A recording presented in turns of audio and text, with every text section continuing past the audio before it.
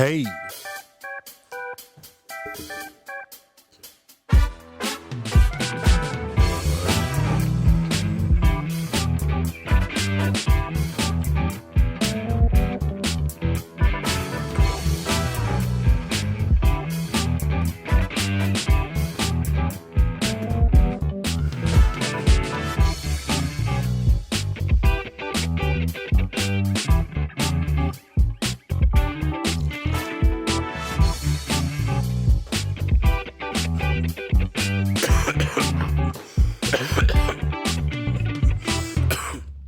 what's up, everybody? Welcome to Pressure Talk. I'm your brother, Nearly Bay, aka Mr. 23 and 6. Naptown stand up, St. Louis stand up. I'm on my Dirty Midwest shit. How was y'all weekend? Happy New Year's. You know what I'm saying? Happy holidays, everybody. Hope everybody, I hope everything was good for the most part. Um, I would not be making no more lives on Facebook. I'm still gonna post on there, but I'm making no more lives on Facebook because I was doing my thing, you know what I'm saying, for New Year's, you know what I'm saying, for the city, for the Midwest, for St. Louis, and they hated on it.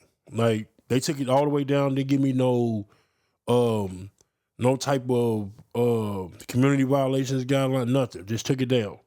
You know what I mean? It wasn't even up there 6 hours. I don't even think they took it down. So when y'all see the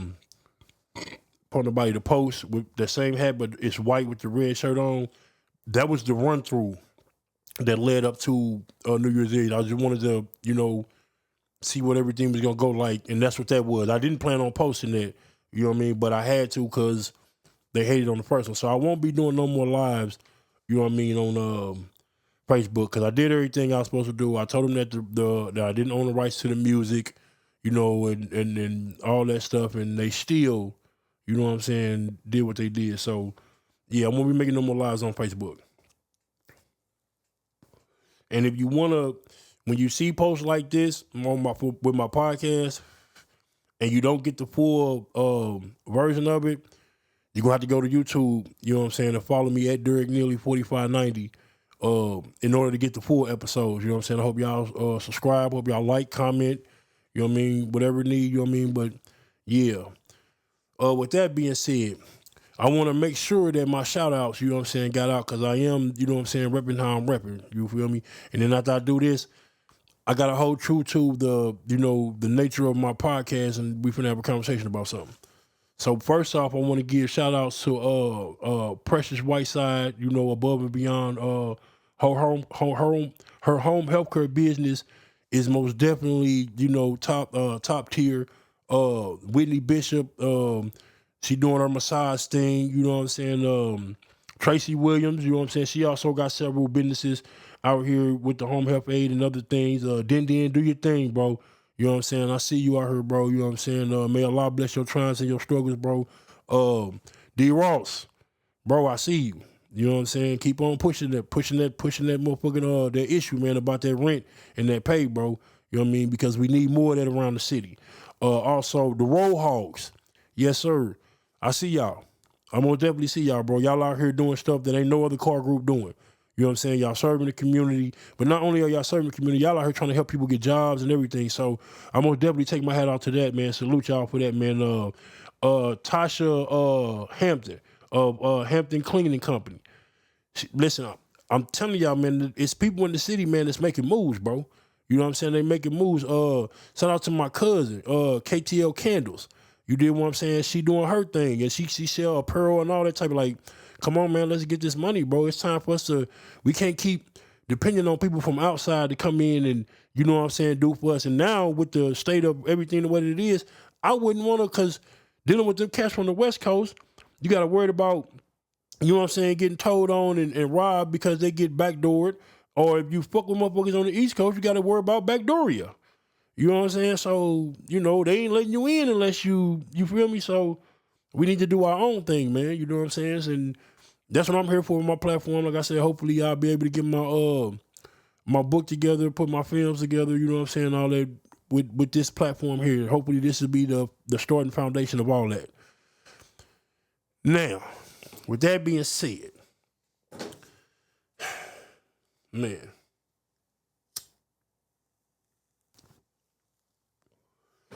I'm gonna need y'all to bear with me on this because this is a sensitive subject. But again, I feel like shit need to be talked about, so I'm gonna talk about it. You feel me? Because we ain't discussing it like we supposed to, and this is something for me and my people specifically. But if anybody else want to hear and chime in, it is what it is. Now, I'm not gonna give no names. I'm not gonna give no type of identifications to the situation because I'm not gonna bring no unnecessary stress to nobody. But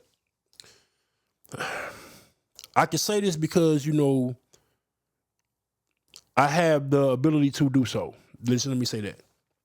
But I had this individual I know. And a couple of days ago, he hit me up.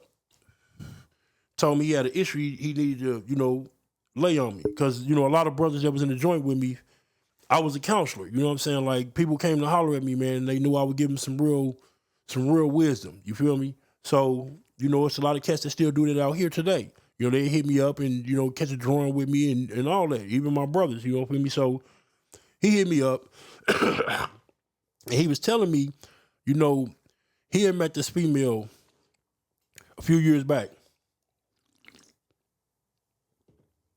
And when he met her, she had already had 2 kids. She had a 4-year-old little girl and she had a 9-month-old little boy. Now, since they've been together, they had 2 other kids. But he tells me, that, a day or so prior to us having this conversation, he tells me that, his girl and, the kids went to go visit the family. He happened to stay home because, he wasn't feeling too good. And he said this girl wasn't even gone 3 hours. And she called him in the frantic, talking about, I can't believe why he just shot him. Oh my God. I'm talking about she's screaming at the top of her lungs. He trying to find out what's going on, but she's so frantic she can't even think straight. But she on her way home. Then she kept telling him, baby, I'm on my way home, We good. That's what he said she kept saying. So when they get there, she's so incoherent, she can't even focus, because she's hot because she just found out that, a relative of hers, a male relative of hers, have been, molesting her second notice, for a few years. A couple years. And he had finally said something to his father about it. And his father showed up to the situation and gave Buddy the business. You know what I mean? So when they get to when they home, when they get to, everything went down, my guy pushed up on the little boy and was like, hey man, we tight, we good. Cause they played the game together, all that. They, the little dude love him. We respect him as a father, not just as, his mother's boyfriend, but as a father. He don't even really, So anyway, he tells him, he asks him like, why you didn't, come and tell me? You could have said something to me. And the little dude, his exact words he said was, I didn't want to be seen as a snitch. I said, hold on, bro. This child, told you that when they were little, they were enduring this and wouldn't say nothing because they didn't want to snitch. So he said, he asked him, like, so you didn't tell nobody else? He was like, well, I told my sister, his older sister. You know what I mean? So, he asked, he go to the older sister because she was right there. He asked her like, damn, and she her head up. She's like, yeah, he told me. She's like, well, why didn't you say something? And she said the same thing because I didn't want to be looked at as a snitch.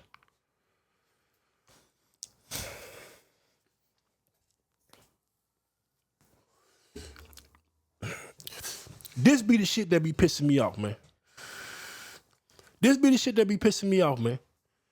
Because this child, who's innocent to the world, still, but at that time, very innocent to the world, was being put in a situation by a predator. And that predator used the snitch code to intimidate this child to keep from being exposed. I'm getting real sick and tired of this snitch shit, man. Like, we need to set some boundaries, man. Like, we need to set some precedent or something, man, because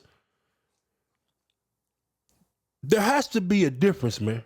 Like, can't none of you niggas tell me if your son came to you and told you that another man was touching them, you ain't finna change their form. But if you a street nigga, you did what I'm saying, you gonna tell your son, nigga, stop snitching? Stop telling? This young C just got violated. And that's what you gonna tell him, stop telling? Like I'm saying, I understand the snitch code, bro. I'm from the streets. But I was taught that the snitch code was for street shit. You know what I'm saying? If you get into a situation in the streets and you with motherfuckers and it go down, nigga, take your shit. You know what I'm saying? Don't tell them people nothing. Nigga, and if you do, you a rat. You a snitch. That's considered snitching to me. When you go to the Europeans to either get somebody in the streets out the way because you're in the streets, not a civilian. You're not complaining because you're a civilian and these individuals are fucking up your neighborhood. You're doing it because you're in the streets and you want to remove him, so you go to the cops to get him out the way. Or y'all get into some shit and you don't want to take the time, so you tell on the motherfucker. You know what I'm saying? That's weak shit. That's weak ass shit. That's snitching. That's why it's not respected. That's ratting. Even the government don't respect it. They call it whistleblowing. Eric Snowden is in a whole nother country right now. He in Russia. Because he told the American people that Barack Obama was spying on everybody. He was doing something illegal. But what the government do? We don't like whistleblowers. So they wanted to lock him up. But Vladimir Putin said, no, come on over here. We ain't finna do that. We respect those values. You did what you're supposed to do. And been holding him over there ever since. The government don't like snitches, bro. As much as they may try to talk about, tell on individuals where you see, they don't do that. And then, here's the thing, man. Let's say we as so-called black people were successfully able to remove ourselves from the authority of any other group of people, meaning no other group of people will have any say-so over what we do, no matter what it is. Only we would have say-so. Do you imagine the type of chaos that would be without a government system in place? Because eventually a government system would have to be in place because individuals will feel like they can do whatever the fuck they want to do. And there's going to be a large group that's going to say, no, we're not going to be doing that. And then they're going to set rules. They're going to set people in place to enforce the rules and how the rules are to be enforced and all that. Yeah. It's called government. And it's so crazy. I done said this before on my podcast. A lot of you niggas that's in these organizations, these street organizations, y'all do the same shit, bro. Y'all got rules that y'all stand on. And if one of the brothers violate the rules, you're supposed to bring him up on charges, take him before a body, give him a trial. If he get found guilty, there's a punishment hand down. If not, he gone about his business. That's called government. See, that's what separates the GDs and the Vice Lords from the Crips and the Bloods. The Crips and the Bloods don't have that. Even though they have a governing order. They most definitely have a governing order. You just can't go and do shit on your own. Putting shit on the hood and you lying, that'll get you killed or fucked up. You know what I'm saying? Doing something against an OG call, that'll get you fucked up. Doing something without an OG call, will get you fucked up. You know what I'm saying? But that's different than, having a structure. And this is what will happen. So I'm trying to understand, when are we as a people going to come to the conclusion that we're not going to continue to deal with this like this? We need to set our own standards on how we're going to approach this. Because if my grandmother, my 80-something-year-old grandmother, you know what I'm saying, comes in out her house and she sees a motherfucker breaking into her car, still or driving off on her car with her car, and she calls the police. Let's say she know who it is. She calls the police, tell the police who it is, get him locked up, whatever, go to trial, testify, all that shit. Is she a snitch? I know a lot of you motherfuckers gonna say, well, no, she's a civilian. Yes, she's a civilian. So that means she has the right to do this, to protect herself and her property. But y'all not seeing the menacing side of what we do with this snitch shit. Like I done talked to too many, especially females. I done talked to too many females, bro, that were victimized because they didn't want to tell. They didn't want to be seen as a snitch. We need to address this, man. This is one of the many issues as a group we need to address so we can get up off the fucking ground, man, and do what we need to do, man, to enjoy this planet. Like,